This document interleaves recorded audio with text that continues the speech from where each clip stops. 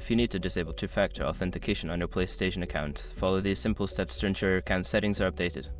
Step 1. Sign into your account. Visit the PlayStation website or open the PlayStation app and log into your account using your credentials. Step 2. Access security settings. Once logged in, navigate to the account settings section. Look for the security or account security option to access your security settings. Step 3. Find two-factor authentication. In the security settings, locate the section for two-factor authentication. This will show you the current status of the feature and options to modify it. Step 4. Disable two-factor authentication. Select the option to turn off or disable two-factor authentication. You may be prompted to verify your identity through code sent to your registered email or phone number. Step 5. Confirm changes. After successfully disabling the feature, make sure to save your changes.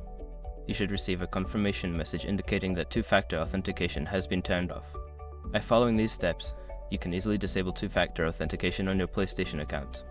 Always remember to keep your account secure with strong passwords and other security measures.